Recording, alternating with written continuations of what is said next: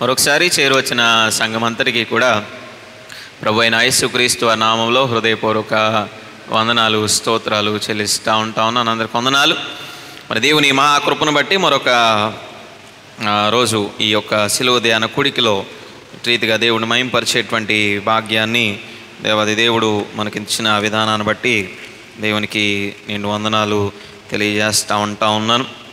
ఈ యొక్క 7వ రోజు ఈ రాత్రికాలపు ఈ శిలువ ధ్యానంలో మరి దేవుని మహింపరిచేటువంటి భాగ్యాన్ని దేవాది దేవుడు మనకు అనుగ్రహించినటువంటి విధానాన్ని బట్టి మనం ఎంతైనా దేవునికి రుణపడి ఉండవలసినటువంటి వారమై ఉంటా ఉన్నాం.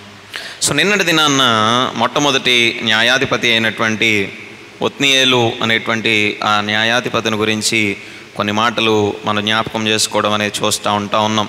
సో ఈయన ఒక ధైర్యానికి చిహ్నంగా ద మోడల్ ఆఫ్ కరేజ్ అనేటువంటి మాటను వాడుతూ ఉన్నారు. కరేజ్ అండ్ ఒబీడియన్స్, దేవుని యొక్క మాటకు విధేయతను చూపించడంలో, దేవుని మీద ఆనుకొని ధైర్యాన్ని చూపించడంలో ఒక గొప్ప ధైర్యవంతుడిగా యూదా గోత్రము నుంచి వచ్చినటువంటి ఈ యొక్క ఒత్నీయేలు మరి ఆనాడు తన యొక్క మామ అయినటువంటి వ్యక్తి ఏ రీతిగా అయితే కాలేబు దేవుని కొరకు బలమైనటువంటి కార్యాలు చేశాడో అదే వంశంలోంచి వచ్చినటువంటి వ్యక్తిగా, లేదా తన యొక్క కుమార్తెను వివాహం చేసుకున్నప్పటికి కూడా ఆ వివాహము కూడా ఒక సాహసోపేతమైనటువంటి యుద్ధాన్ని చేసి ఒక బలమైనటువంటి పట్టణాన్ని జయించి తన ధైర్య సాహసాలు చూపించినటువంటి వ్యక్తిగా, మరి లోకమంతా అక్కడ ఉన్నటువంటి ప్రజలందరూ కూడా దేవుని విడిచిపెట్టి తిరుగుతూ ఉన్నప్పటికీ ఈ యొక్క ఒత్నీయేలు మాత్రం దేవుని దగ్గర చాలా జాగ్రత్తగా తన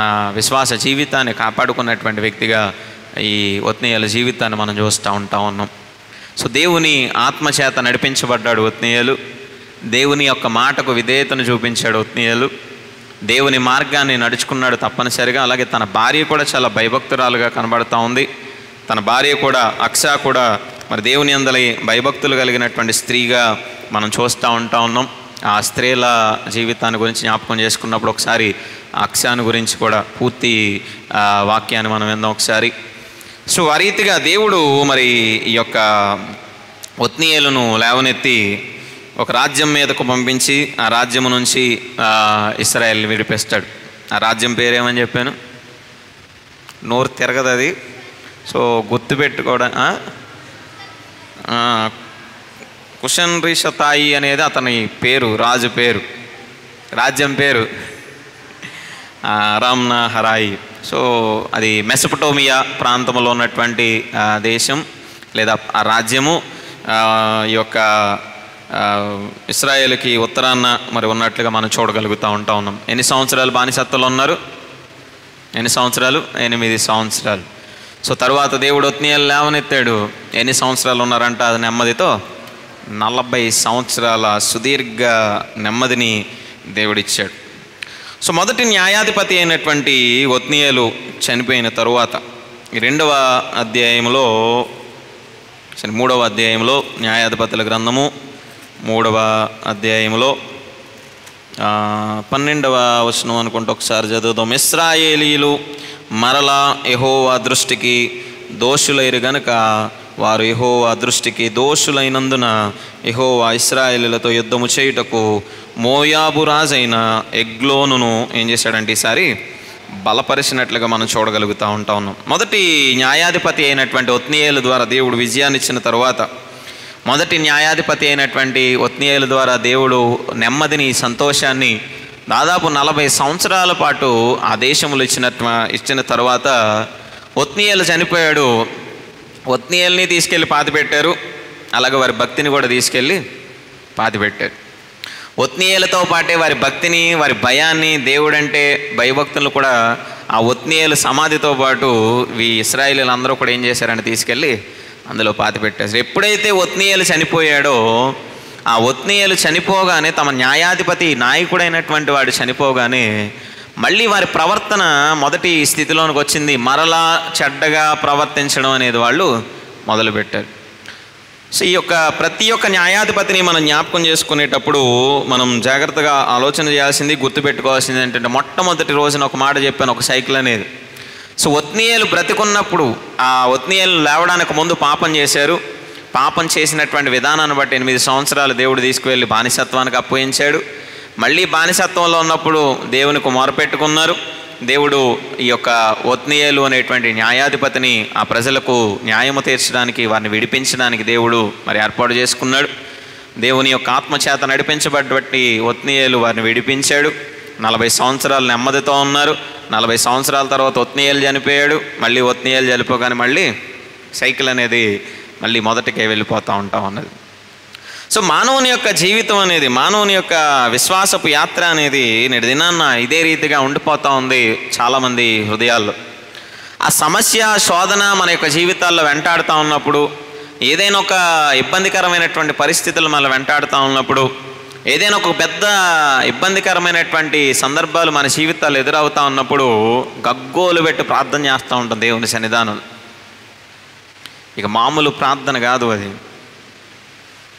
కొన్ని సందర్భాలు ఏదో కొద్ది దినాలు, ఏదో ప్రత్యేకమైనటువంటి దినాలు ఉంటాయి, అప్పుడు మాత్రమే దేవుని సన్నిధానంలో ఆ గగ్గోలు పెట్టేటువంటి ప్రార్థన, ఏడ్చుకుంటూ కన్నీరు గార్చుకుంటూ చేసేటువంటి పరిస్థితులు. కానీ ఒక్క రోజులోనే లేదా ఒక్క సందర్భంలోనే లేదా ఒక్క దినానికి కారణమైనది ఏమాత్రం కూడా కానే కాదు. లేదా ఒక్కరోజు దేవుని సన్నిధానంలో కన్నీరు కార్చి మిగతా దినాలన్నీ కూడా మన ఇష్టానుసారమైనటువంటి రీతిలో ఉండాలనేటువంటి ఆలోచన ఏమాత్రం మన జీవితాల్లో ఉండకూడదు. సో చాలామంది మొన్నటి దినాన్ని నేను ఫేస్బుక్లో చూస్తూ ఉంటే పొట్టిగా ఒక ఆయన పాస్టర్ గారు ఉంటాడు, జోసెఫ్ గారు అని, అంతే ఉంటాడు ఆయన. సినిమాల్లో చేసేవాడు, మానేసి సువార్త పరిచర్యకు వచ్చాడు. అటువైపు చేబ్రోలో, మా ఊరు వైపు చేబ్రోల దగ్గర ఎక్కడో ఆయన సొంత ఊరు. ఆయన ఒక వీడియో చూస్తూ ఉంటే ఆయన చెప్తా ఉన్నాడు, వాళ్ళ చర్చిలో ఉన్నటువంటి ఒక విశ్వాస గురించి చెప్తా ఉన్నాడు. పరిశుద్ధ సంభక్త ఆరాధన ఇచ్చేటప్పుడు, ఆరాధన తీసుకునేటప్పుడు అంట, ఇక ఆరాధన మొదలైన వెంటనే ఇక బడబడబడబడ కార్చేసుకుంటూ ఉంటుంది. అయ్యా, నా కోసమే నువ్వు సిలువ వేయబడ్డావు, నా కోసమే చచ్చిపోయావు, నా కోసమే మరణించావు, నా కోసమే దెబ్బలు తిన్నావు, నా కోసమే ఇవన్నీ చేసావు, ఎంత ఘోర పాపినయ్యా నేను అని ఇక మొత్తం తన పాపాలు మొత్తం అక్కడ కన్నీరు గార్చుకుంటూ ఏడ్చుకుంటూ, దావీదైతే పరుపే కొట్టుకుపోయింది, ఈవిడ ఏడ్చిన ఏడుపుకి చర్చే కొట్టుకుపోద్ది అన్నట్టు రీతిలో ఏడుస్తూ ఉంటుంది. ప్రార్థన అయిపోయి అక్కడ నుంచి ఆ పరిశుద్ధ సంభక్తం అయిపోయి ఇంటికి వెళ్ళగానే పక్కింటి వాళ్ళతో పెద్ద గొడవ, ఎదురింటి వాళ్ళతో గొడవ, భర్తతో గొడవ, భార్య అయితే భర్తతో గొడవ, భర్త అయితే భార్యతో గొడవ, బిడ్డలైతే తల్లిదండ్రులతో గొడవ, తల్లిదండ్రులైతే బిడ్డలతో గొడవ. ఇంకెందుకు ఈ ఏడుపులు, ఇంకెందుకు ఈ యొక్క పరిస్థితులు? సో కొంత సమయానికి, కొంత కాలానికి లేదా కొంత విధానానికి మనం అలవాటు పడిపోతూ ఉన్నాం తప్ప మరలా చెడ్డగా ప్రవర్తించకూడదు అనేటువంటి ఆలోచన, మరలా చెడ్డగా మారకూడదు, మరలా చెడ్డగా దేవునికి దూరంగా వెళ్ళకూడదు, మరలా దేవుని దృష్టికి అయోగ్యమైనటువంటి కార్యం నేను చేయకూడదు. ఒకసారి చేసినందుకే దేవుడు నన్ను శిక్షించాడు కదా, ఒకసారి దేవునికి దూరంగా ఉన్నందుకే నన్ను శిక్షించాడు కదా, ఒకసారి దేవునికి అయిష్టుడుగా అయిష్టురాలుగా ఉన్నందుకే దేవుడు నన్ను ఎంతగా కఠినాత్మమైనటువంటి రీతిలో నన్ను హెచ్చరించాడు కదా. అది అనారోగ్యం వల్లనో, ఆర్థిక ఇబ్బందుల వల్లనో, శోధనల వల్లనో, ఇబ్బందుల వల్లనో, అనేకమైనటువంటి మాటల వల్లనో, బిడ్డల యొక్క జీవితాలు సరిగా లేకపోవడం వల్లనో, కుటుంబ పరిస్థితులు సరిగా లేకపోవడం వల్లనో దేవుడు ఏదో ఒక రీతిగా మనం హెచ్చరిస్తూనే ఉంటా ఉన్నాడు తప్పనిసరిగా. అయినప్పటికీ మార్పు లేనటువంటి జీవితాలుగా నేటి దినాన విశ్వాసుల జీవితాలు కూడా అలాగే ఉండిపోతూ ఉంటా ఉన్నాయి. చక్కని పాట ఉంటుంది కదా, మార్పు చెందవా నీవు, మార్పు చెందవా, నీ మనసు మార్చుకోవా, నీ మనసు. సో మార్చుకోవాల్సిందేంటి? మనసును మార్చుకోవాలి. ఇశ్రాయేలీయులు 40 సంవత్సరాల పాటు ఆ ఒత్నీయేలు కాలంలో కేవలం ఒత్నీయేలు ఉన్నాడు కాబట్టి అలా ఉన్నారు తప్ప వారి మనసుల్లో మాత్రం మార్పు అనేది లేదు వారి జీవితాల్లో. వారు మరలా చెడ్డగా ప్రవర్తించడం మొదలెట్టారు, మరలా దేవునికి వ్యతిరేకమైనటువంటి మార్గంలో నడవడం మొదలుపెట్టారు, మళ్ళీ పాపం చేయడం అనేది మనం చూస్తూ ఉన్నాం. మరలా దేవునికి వ్యతిరేకమైనటువంటి రీతిలో వెళ్తూ ఉన్నారు. సో మళ్ళీ దేవుడు వారి పట్ల ఏం చేస్తూ ఉన్నాడంట, మరలా యెహోవా దృష్టికి దోషులైరు గనక వారు దోషులైనందున యెహోవా ఇశ్రాయేలీయులతో యుద్ధము చేయుటకు మోయాబు రాజైన ఎగ్లోను అనేటువంటి వ్యక్తిని ఆ ప్రజల మీదకి పంపించగానే వారు ఏం చేస్తూ ఉన్నారంట, అతడు అమోనీయులను అమాలేకీలను సమకూర్చుకొని పోయి ఇశ్రాయేలీయులను వాడగొట్టి ఖర్జూర చెట్ల పట్టణమును స్వాధీనము. ఖర్జూరపు చెట్ల పట్టణం అంటే ఎరుకో పట్టణాన్ని ఏం చేశారు? స్వాధీనపరుచుకున్నారు. సో ఎగ్లోను అనేటువంటి వ్యక్తి బాగా స్థూలకాయుడు అనమాట, బాగా లావుగా ఉండేటువంటి వాడు. సో ఆ ఎగ్లోనుని దేవుడు బలపరిచాడు.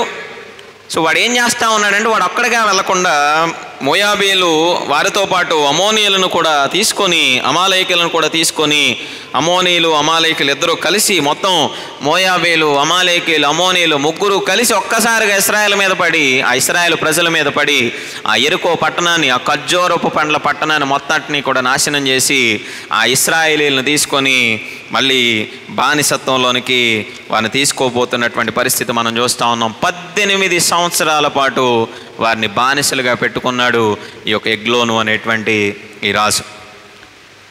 మోయాబీలు చాలా భయంకరమైనటువంటి పాపాత్ములు. మోయాబీలు అంటేనే ఆకర్షణతో కూడినటువంటి లోకం. మోయాబీలను ఆకర్షణకు, పాపానికి, లోక సంబంధమైనటువంటి జీవితానికి సూచనగా ఇక మోయాబీలు మనం చూస్తూ ఉన్నాం. ఎక్కడి నుంచి వచ్చారు ఈ మోయాబీలు అనేది మనం చూస్తూ ఉంటే, ఇశ్రాయేలుకు తూర్పున ఉన్నటువంటి ప్రాంతం ఈ యొక్క మోయాబీలు. లోతు యొక్క పెద్ద కుమార్తె యొక్క సంతానము ఈ యొక్క మోయాబీలు. ఆదికాండం 19:37 ఆ మాటను మనం చూస్తూ ఉంటాం. లోతు యొక్క పెద్ద కుమార్తె, లోతుతో సొంత తండ్రితో ఆ పెద్ద కుమార్తె చిన్న కుమార్తె ఇద్దరు కూడా మరి తప్పు చేయడం అనేది మనం చూస్తాం. వాళ్ళ భర్తలు ఉండరు, అలాగే ఆ తల్లి కూడా మధ్యలో ఉప్పు స్తంభం అయిపోద్ది. వీళ్ళు తీసుకున్నటువంటి ఒక నిర్దాక్షిణ్యమైనటువంటి భయంకరమైనటువంటి పాపముతో కూడినటువంటి నిర్ణయం 2 భయంకరమైనటువంటి పాపపు జాతులను బయటికి తీసుకొచ్చింది. సో చాలాసార్లు మనం బైబిల్ని ఆలోచన చేస్తూ ఉన్నప్పుడు మంచి ఉంటుంది, చెడు ఉంటుంది తప్పనిసరిగా. చాలామంది ఈ యొక్క లోతు యొక్క బిడ్డలు చేసినటువంటి పనిని, దేవుని వాక్యాన్ని సరైనటువంటి రీతిలో అవగాహన లేనటువంటి ప్రజలు, బయట వాళ్ళు ఇగో తండ్రితో ఇలాంటి పని చేశారు, అలాంటి దేవుడిని పూజిస్తూ ఉన్నారని చెప్తారు. పిచ్చోడు అలా తప్పు చేసినటువంటి వారిని దేవుడేమి తీసుకెళ్ళి నెత్తి మీద కూర్చోబెట్టుకోలేదు. అలాంటి జాతి నుంచి పాపాత్ములైనటువంటి వారిని, బానిసలుగా ఉండేటువంటి వారిని, భయంకరమైనటువంటి శిక్షకు గురయ్యేటువంటి స్థితిలో వారిని తీసుకొచ్చాడే తప్ప, అలాంటి పాపము చేస్తే ఎవడైనా శిక్షించబడాల్సిందే అని చెప్పడానికి, హెచ్చరించడానికి రాయించినటువంటి మాటలు. సో ఆ పెద్ద కుమార్తె యొక్క సంతానము ఈ యొక్క మోయాబీలు. అలాగే అమోనీలు ఎవరు అంటే చిన్న కుమార్తె యొక్క సంతానం. ఇద్దరు బంధువులే, అమాలేకులు లేదా అమోనీయులు, ఈ యొక్క మోయాబీలు ఇద్దరు కూడా. సో వీరు పాపం వలన పుట్టినటువంటి సంతానం, పాపము వలన వచ్చినటువంటి సంతానం ఈ లోకములోనికి చేసినటువంటి పాపాన్ని బట్టి మరి వారి జీవితం అయిపోయినట్టు, వారి జీవితం నాశనం అయిపోయినట్టుగా మనం చూస్తూ ఉన్నాం. సో ఆ జాతిలో నుంచే వచ్చినటువంటి వారు అయినప్పటికీ పాపం వలన పుట్టినటువంటి సంతానం కాబట్టి ఇశ్రాయేలీలకు ఏమైపోయారంటే వీళ్ళు పగవారు అయిపోయినట్లుగా మనం చూడగలుగుతూ ఉన్నాం. తెలుగు అయితే వీరందరూ బంధువులుగానే ఉండాలి, కానీ పాపం వల్ల వచ్చినటువంటి సంతానము ఈ మోయాబీలు అలాగే అమోనీలు వీరు ఇశ్రాయేలీలతో పూర్తి పగను పెంచుకున్నటువంటి విధానం అనేది మనం చూస్తూ ఉన్నాం. మోయాబీలు అంటేనే ఆకర్షణకు, మోయాబీలు అంటేనే పాపానికి, మోయాబీలు అంటేనే భయంకరమైనటువంటి విగ్రహారాధనలకు సూచనగా మనం చూస్తూ ఉన్నాం. అలాంటి ప్రాంతంలో, అలాంటి ప్రజల మధ్యలో 18 సంవత్సరాల పాటు ఇశ్రాయేలీలు ఏం చేస్తూ ఉన్నారంట? బానిసత్వం చేస్తూ ఉన్నారు. ఆ దేశానికి వెళ్ళిన తర్వాత వీరి పరిస్థితి, వీరు కూడా ఆకర్షణకు లోనై ఉన్నారు తప్పనిసరిగా. ఏ ప్రాంతానికి వెళ్తే ఆ ప్రాంతంలో ఉన్నటువంటి ఆ పద్ధతులు, విధానాలు తప్పనిసరిగా ఎంతో కొంత అలవాటు అవ్వకుండా ఉండవు. ఆ మోయాబీల మధ్యలో జీవిస్తూ, ఆ మోయాబీల మధ్యలో ఉంటూ, ఆ 18 సంవత్సరాలు బానిసలుగా ఉంటూ ఆ ప్రాంతపు అలవాట్లు, ఆ ప్రాంతపు పాపాలు, ఆ ప్రాంతపు ఆకర్షణలు ఎంతో కొంత వీరి హృదయాల్లో, వీరి జీవితాల్లోనికి వచ్చేసి ఉంటాయి. సో మళ్ళీ యథాస్థితిలోనికి వచ్చింది. 18 సంవత్సరాల తరువాత మళ్ళీ వీళ్ళు ప్రార్థన చేయడం మొదలుపెట్టారు. 18 సంవత్సరాలు వీరు బానిసత్వంలో ఉన్నారు. 18 సంవత్సరాల పాటు ఆ మోయాబు రాజుకు దాసులైపోయారు. అప్పుడు మళ్ళీ గుర్తొచ్చాడు దేవుడు.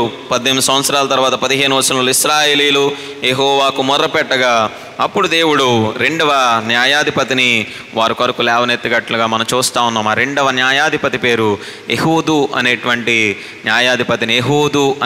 న్యాయాధిపతిని, బెన్యామీను గోత్రానికి సంబంధించినటువంటి యెహూదు అనేటువంటి న్యాయాధిపతిని 2వ న్యాయాధిపతిగా ఈ ఎగ్లోనును ఓడించి, ఆ మోయాబీలను ఓడించి, ఆ ప్రజల మధ్యలో నుంచి, ఆ మోయాబీ దేశంలో నుంచి వీరిని విడిపించడానికి దేవుడు ఈ యొక్క యెహూదు అనేటువంటి న్యాయాధిపతిని దేవుడు లేవనెత్తినట్లుగా మనం చూడగలుగుతూ ఉంటాం. 3వ అధ్యాయం 12వ వచనం నుంచి 29వ వచనం వరకు ఈ 2వ న్యాయాధిపతి యొక్క జీవితాన్ని, అది అతను చేసినటువంటి కార్యాలు, అలాగే అతను నడిపించినటువంటి విధానం, యుద్ధాన్ని నడిపించినటువంటి విధానాన్ని గురించి ఇక్కడ చాలా చక్కని మాటలు ఈ 2వ అధ్యాయం అంతట్లో కూడా మనం చూస్తూ ఉన్నాం. సో యెహూదు అనేటువంటి మాటకు అర్థము పవర్ఫుల్, చాలా బలవంతుడు లేదా శక్తిమంతుడు అనేటువంటి అర్థాన్ని ఇస్తూ ఉన్నది.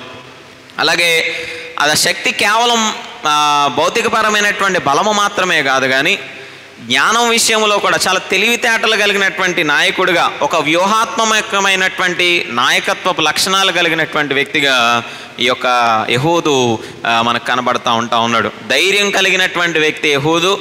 రెండోది విశ్వాసము కలిగినటువంటి వ్యక్తి యెహూదు. దేవుడు లేవనెత్తాడు కాబట్టి, దేవుడే బాధ్యతనిచ్చాడు కాబట్టి, దేవుడే తప్పనిసరిగా నన్ను బలపరుస్తాడు, దేవుడే నాకు విజయాన్ని ఇస్తాడు అని విశ్వాసం ఉంచినటువంటి వ్యక్తి ఈ యొక్క యెహూదు. మూడవది, తన నాయకత్వంలో ఆ ప్రజలను విడిపించడానికి చక్కని వ్యూహాలు రచించినటువంటి ఒక గొప్ప నాయకుడిగా ఈ యొక్క యెహూదు యొక్క జీవితం అనేది మనం చూస్తూ ఉన్నాం.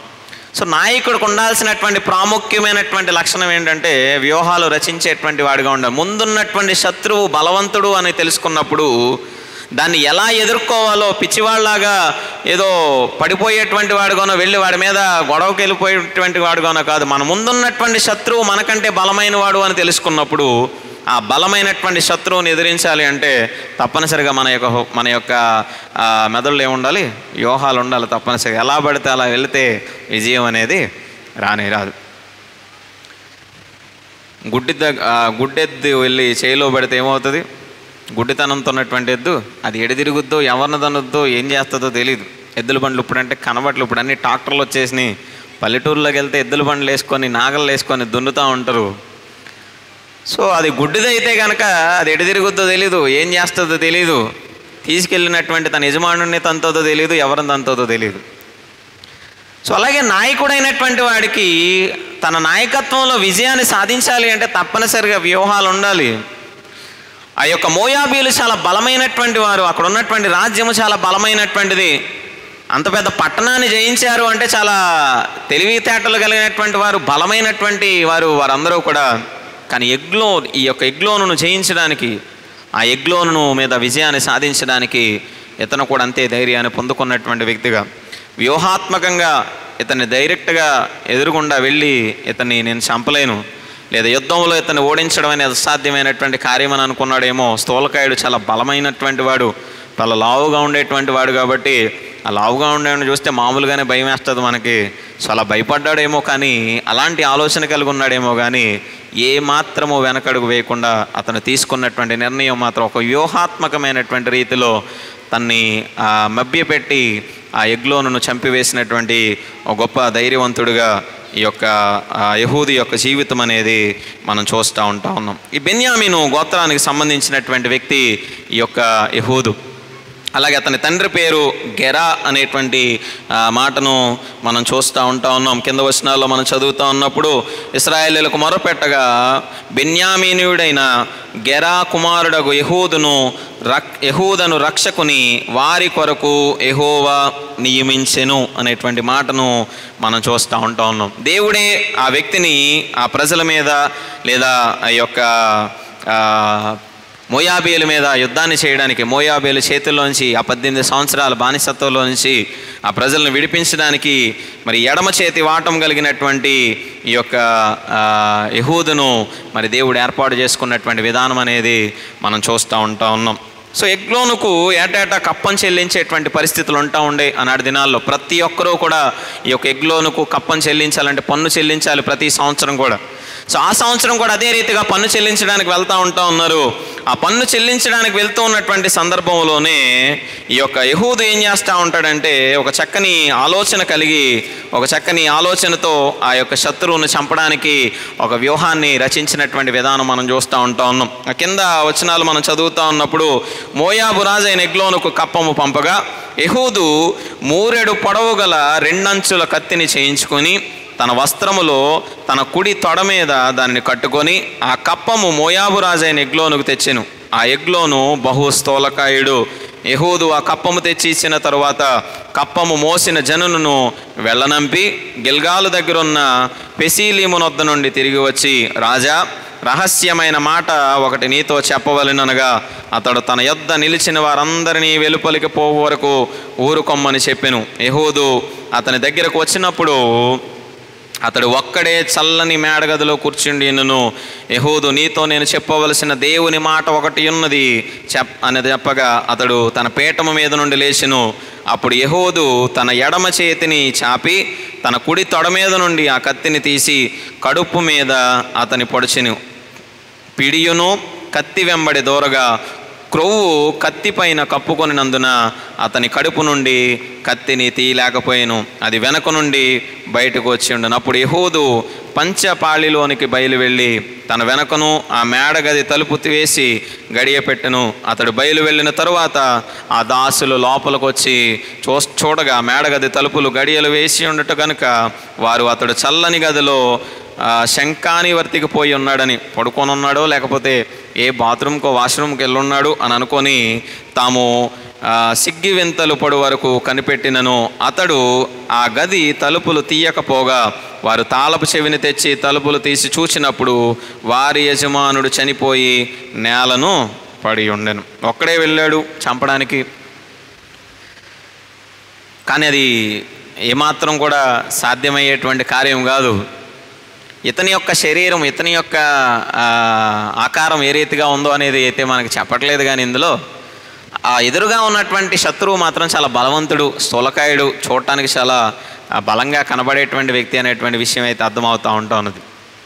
అతనే బలవంతుడు అంటే తన చుట్టూ ఉన్నటువంటి శత్రువులు ఇంకా బలమైనటువంటి వారు అయినప్పటికీ కూడా అతన్ని చంపేయాలి, ఎట్టి పరిస్థితుల్లోనూ అతన్ని ఆ రోజుతోనే ప్రజలను విడిపించాలి అనేటువంటి ఆలోచన, లేదా తన ప్రజలను తప్పించాలి అనేటువంటి ఆలోచన కలిగినటువంటి వ్యక్తిగా ఒక నిర్ణయాన్ని తీసుకొని ఒక చక్కని ఆలోచించి ఎవరికి అనుమానం రాకుండా, ఎవరికి ఏమాత్రం ఇబ్బంది కలగకుండా, తన ప్రాణానికి హానికి కలగకుండా ఆ శత్రువును చంపి ఆ వెనక గదిలోంచి పారిపోయి ఆ ప్రజలకు మరి విడుదలనిచ్చినటువంటి గొప్ప వ్యక్తిగా ఈ యొక్క యెహూదు యొక్క జీవితం అనేది మనం చూస్తూ ఉన్నాం. ఈరోజు దేవుడు అనుకూలమైనటువంటి సమయాల్లో చాలా సందర్భాలు యెహూదు యొక్క జీవితం నుంచి మనం తెలుసుకోవాల్సినటువంటి ప్రాముఖ్యమైనటువంటి విషయం ఒకటి, మన ముందున్నటువంటి శత్రువు ఎంత బలమైనటువంటి వాడైనప్పటికీ కూడా, మన ముందున్నటువంటి శోధన ఎంత బలమైనదైనప్పటికీ కూడా దేవుడు తప్పనిసరిగా దాన్ని జయించేటువంటి ధైర్యాన్ని, విశ్వాసాన్ని తప్పనిసరిగా మనకి ఇచ్చేటువంటి వాడుగా ఉంటాడు. కొన్ని సందర్భాల్లో మన జీవితాల్లో ఇది నా వల్ల కాదేమో, నా వల్ల అవదేమో, నేను దీన్ని సాధించలేమో, ఈ పరిస్థితి నుంచి నేను బయటకు పడలేనేమో అనేటువంటి ఆలోచన మనం కలిగిస్తూ ఉన్నప్పుడు దేవుని మీద మనం ఆధారపడితే దేవుడే ఆ సమస్య నుంచి బయటపడగలిగేటువంటి జ్ఞానమును కూడా దేవుడు మనకు దయచేసేటువంటి వాడుగా ఉంటాడు. సమస్య ఎదురవుతా ఉన్నప్పుడు ఏదో మనం ఇష్టానుసారంగా మనం కోపంతోనో ద్వేషంతోనో ఏదో ఒకటి చేసేయాలనేటువంటి ఆలోచనతోనో కాదు. ఇబ్బందికరమైనటువంటి పరిస్థితులు ఎదురవుతా ఉన్నప్పుడు ఆ కోపంలో, క్షణికావేశంలో నిర్ణయాలు తీసుకునేటువంటి వారుగా కాదు, కానీ జాగ్రత్తగా ఆలోచించి వ్యూహాత్మకంగా మనం పనిచేస్తే కనుక దేవుడు మన శత్రువు మీద, మన ఎదురుగా ఉన్నటువంటి శోధన మీద విజయాన్ని ఇస్తాడు అనడానికి ఒక గొప్ప ఉదాహరణగా ఈ యొక్క యెహూదు యొక్క జీవితం అనేది మనం చూస్తూ ఉన్నాం. 18 సంవత్సరాల భయంకరమైనటువంటి బానిసత్వంలో ప్రజలు ఉన్నప్పుడు, 18 సంవత్సరాల ఆ భయంకరమైనటువంటి పరిస్థితుల్లో ప్రజలు ఉంటా ఉన్నప్పుడు ఆ పరిస్థితి నుంచి విడిపించడానికి యెహూదు అనేటువంటి ఒక సామాన్యమైనటువంటి వ్యక్తిని ధైర్యపరిచాడు దేవుడు, బలపరిచాడు దేవుడు. ముందున్నటువంటి శత్రువును, ముందున్నటువంటి శోధనను తీసివేయడానికి, ఆ ముందున్నటువంటి ఆ శోధనకరమైనటువంటి ఆ సాతానును జయించడానికి ఒక చక్కని జ్ఞానాన్ని, తెలివితేటలను దేవుడిచ్చి ముందుకు నడిపించినట్లుగా మనం చూడగలుగుతూ ఉన్నాం. మరి ఆ జ్ఞానమును ఈ యొక్క యెహూదు సంపాదించుకోవడానికి గల కారణం ఏంటి? సామెతల గ్రంథంలో ఒక మాట చదువుతూ ఉంటాం కదా, యెహోవా యందు భయభక్తులు గలవాడికి జ్ఞానము కొదువై ఉండదని. సో దేవుని యందల భయభక్తులు కలిగి ఉన్నాడు కాబట్టి యెహూదు, దేవుని మీద ఆధారపడి జీవిస్తూ ఉన్నాడు కాబట్టి యెహూదు తన జీవితంలో ఆ ఎగ్లోను వంశము నుంచి, లేదా మోయాబీల చేతుల్లో నుంచి ఆ ప్రజలను కాపాడగలిగేటువంటి ఆ గొప్ప కార్యాన్ని యెహూదు చేయగలిగినట్లుగా మనం చూడగలుగుతూ ఉన్నాం.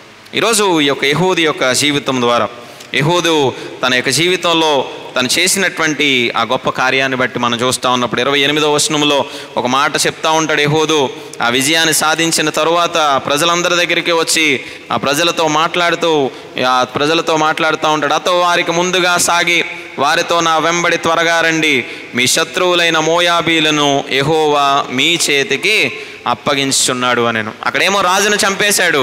ఆ తరువాత చెప్తున్నటువంటి మాట, మనందరి యొక్క చేతికి కూడా శత్రువులైనటువంటి మోయాబీల్ని ఎవరు అప్పచెప్తా ఉన్నాడు? దేవుడే మన చేతికి అప్పగిస్తూ ఉన్నాడు. సో ముందుకు వెళ్ళిన తర్వాత మోయాబీలలో దాదాపు 10,000 మందిని, బలము గల శూరులైన పరాక్రమశాలుడైనటువంటి 10,000 మందిని చంపిరి, ఒక్కడును తప్పించుకొనలేదు. ఆ దినమున మోయాబీలు ఇశ్రాయేలుల చేతి క్రింద అణచబడగా దేశము 80 సంవత్సరములు నిమ్మళముగా ఉండెను. సో 18 సంవత్సరాల బానిసత్వం తర్వాత దేవుడు ఇశ్రాయేలును బలపరిచాడు, ఈ యొక్క యెహూదును బలపరిచాడు. 80 సంవత్సరాల పాటు దేవుడు ఆ దేశంలో నెమ్మదిని, సంతోషాన్ని, సమాధానాన్ని ఇస్తున్నటువంటి విధానం మనం చూస్తూ ఉన్నాం. ఇక్కడ యుద్ధాన్ని చేసింది ఇశ్రాయేలీలే. 10,000 మందిని చంపారు. మోయాబీల్లో ఉన్నటువంటి 10,000 మందిని చంపారు. 18 సంవత్సరాలు ఎందుకు చంపలేకపోయారు? 18 సంవత్సరాలు ఆ ధైర్యం ఎందుకు తెచ్చుకోలేకపోయారు వీరి జీవితంలో? ఆ 18 సంవత్సరాల కాలం బానిసత్వం చేస్తూ ఉన్నారే తప్ప, మొరపెడతా ఉన్నారే తప్ప, ఈ శత్రువులు మేము జయించగలం అన్నటువంటి ధైర్యాన్ని ఎందుకు పొందుకోలేకపోయినారంటే వారి జీవితంలో పశ్చాత్తాప జీవితం అనేది లేదు. వారి హృదయాల్లో మార్పు లేదు. వారు చేస్తున్నటువంటి పాపము వారి ముందున్నటువంటి శత్రువును వారికంటే బలముగా చూపిస్తూ ఉన్నది. ఈరోజు మన ముందున్నటువంటి శోధన, మన ముందున్నటువంటి ఆటంకాలు, మన ముందున్నటువంటి ఇబ్బందికరమైనటువంటి పరిస్థితులు, మన ముందున్నటువంటి అనేకమైనటువంటి సమస్యలు మనల్ని భయపెట్టేవిగా ఉంటా ఉన్నాయి. ఇంతేనా నా జీవితం, ఇంతేనా నా పరిస్థితి, దీన్ని నేను దాటలేనా, దీన్ని దాటి ముందుకు నేను వెళ్ళలేనా అనేటువంటి ఒక ప్రశ్నార్థకమైనటువంటి రీతిలో మన జీవితాలు ఉండిపోతా ఉన్నాయంటే కారణం ఏంటి అంటే, అలవాటు పడిపోతా ఉన్నాం వాటికి అంటే కారణం ఏంటి అంటే, మనలో ఎక్కడో ఏదో లోపం ఉంటా ఉంది. దేవుని దృష్టికి సరైనటువంటి రీతిలో మనం జీవించలేకపోతా ఉన్నామేమో, అందుకే ఆ సమస్యను జయించలేకపోతా ఉన్నాం. దేవుని దృష్టికి అనుకూలమైనటువంటి రీతిలో మనం ఉండలేకపోతా ఉన్నామేమో, అందుకే ఆ శోధన నుంచి మన జీవితాల్లో మనం ధైర్యం కలిగి ముందుకి వెళ్ళలేకపోతా ఉన్నాము. కీర్తనకారుడు 27వ అధ్యాయంలో 14వ వచనంలో ఒక మాటను తెలియజేస్తూ ఉన్నాడు. కీర్తనకారుడు 27వ అధ్యాయంలో 27:14 వచనంలో, యెహోవా కొరకు కనిపెట్టుకుని ఉండుము, ధైర్యము తెచ్చుకుని హృదయం నిబ్బరముగా నుంచుకొనుము, యెహోవా కొరకు కనిపెట్టుకొని ఉండము. దేవుని మీద ఆధారపడి, దేవుని కొరకు కనిపెట్టుకొని, దేవుని మీద ఆనుకొని మనం ఉండగలిగితే కనుక దేవుడే మనకు ధైర్యాన్ని ఇచ్చేటువంటి వాడుగా ఉండగలుగుతాడు. సో యెహూదు ఎప్పుడైతే వచ్చి ఆ మోయాబీలను మీ చేతికి అప్పగించబోతా ఉన్నాడు, ఆ మోయాబీలు మీరు అణచబోతా ఉన్నారు, దేవుడు మనకు విజయాన్ని ఇవ్వబోతా ఉన్నాడు అని ఎప్పుడైతే ఒక ధైర్యవంతమైనటువంటి మాటను అక్కడ చెప్పాడు, అప్పుడు ధైర్యాన్ని తెచ్చుకున్నారు, అప్పుడు ఆ విజయాన్ని సాధిస్తూ ఉన్నారు.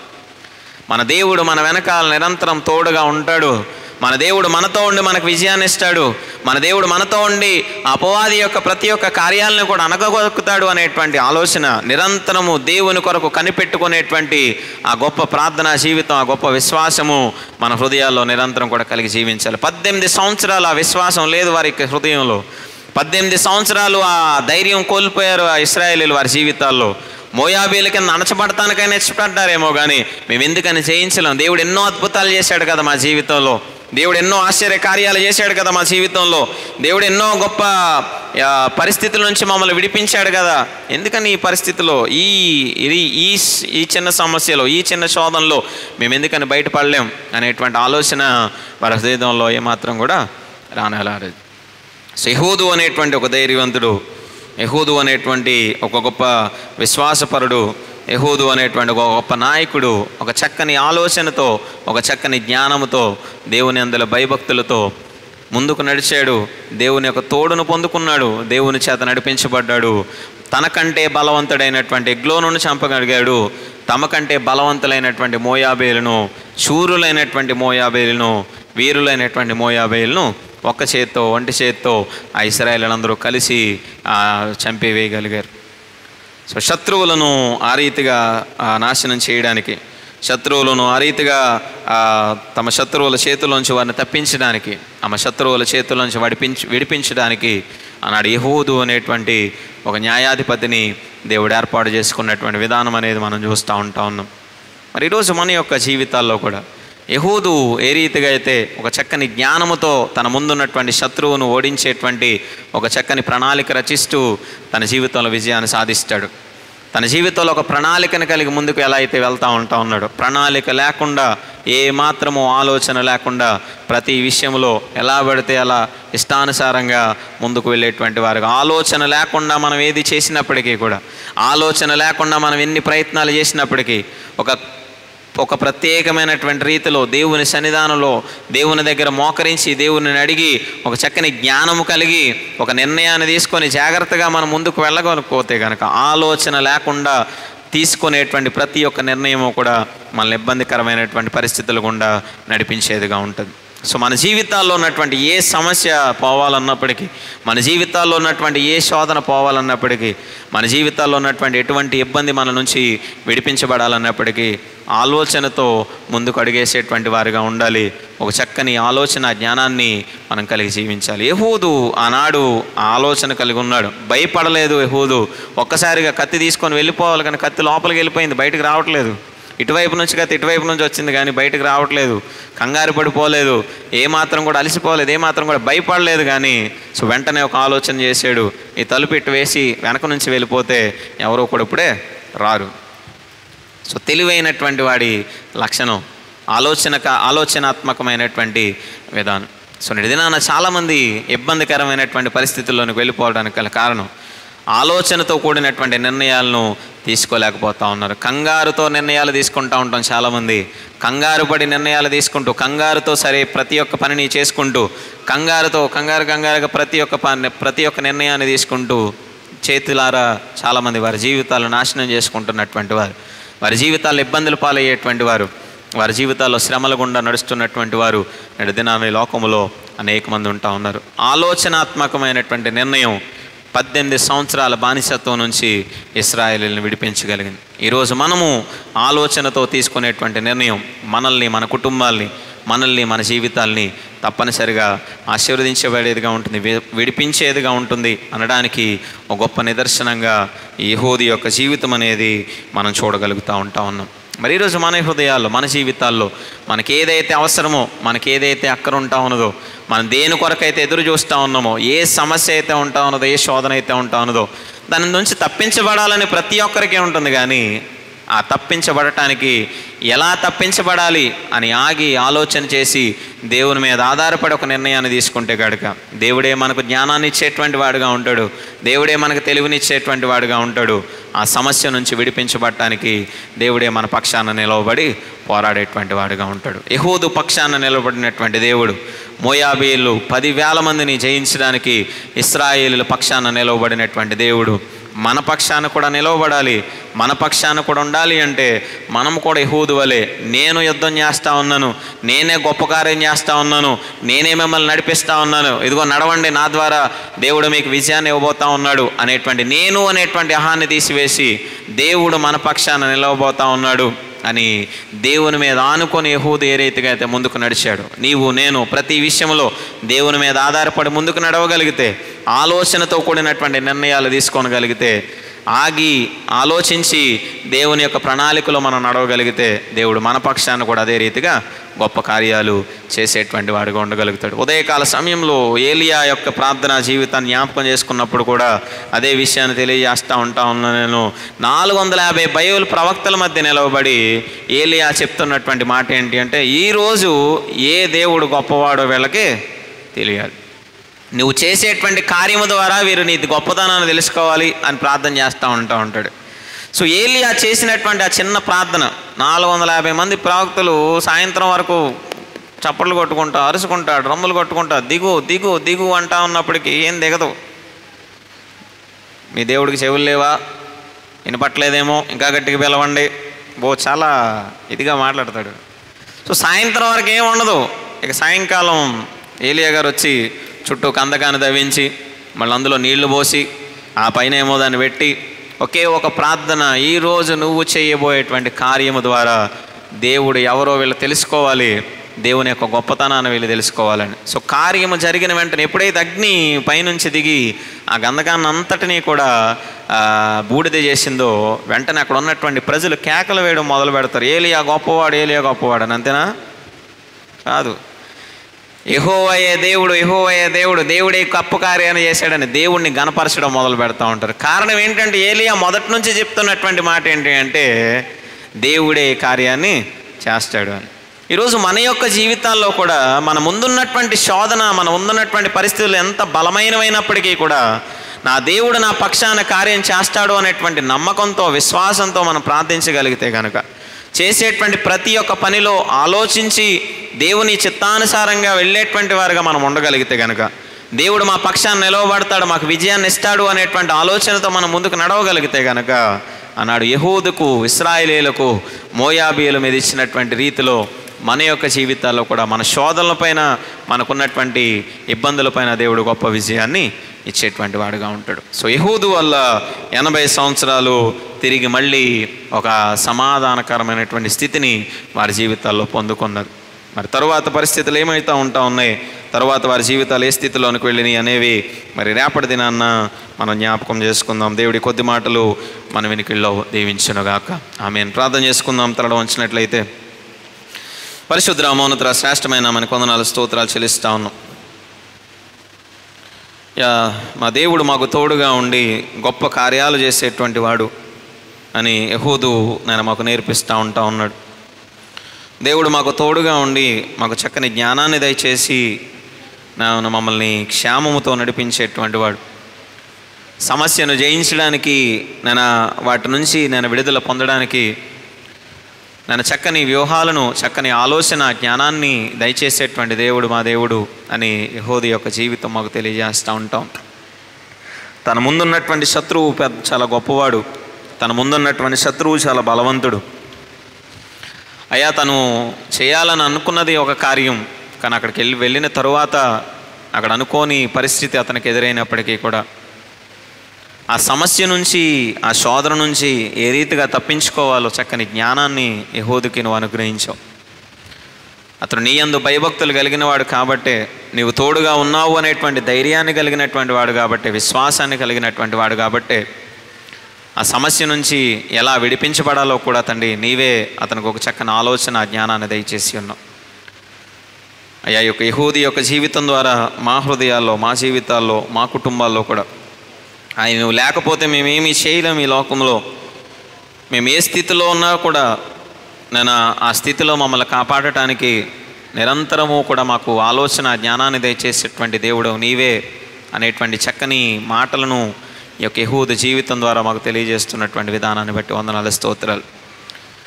మనుషులను నమ్ముకునేటువంటి వారుగా కాదు, మనుషుల యొక్క జ్ఞానం మీద ఆధారపడేటువంటి వారుగా కాదు, మనుషుల యొక్క శక్తి మీద ఆధారపడేటువంటి వారుగా కాదు, కానీ దేవుని శక్తి మీద, దేవుని జ్ఞానం మీద, ఆయా దేవుడిచ్చేటువంటి ఆలోచన మీద ఆధారపడితే దేవుడు ఎలాంటి కార్యమునైనా, ఎలాంటి శోధనైనా తీసివేయగలుగుతాడు అనేటువంటి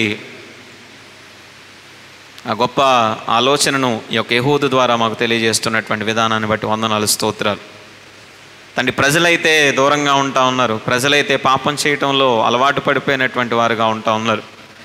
40 సంవత్సరాలు శాంతిని, సమాధానాన్ని ఇచ్చినప్పటికీ కూడా మరలా నీ దృష్టికి అయోగ్యులుగానే ప్రవర్తిస్తూ ఉంటా ఉన్నారు.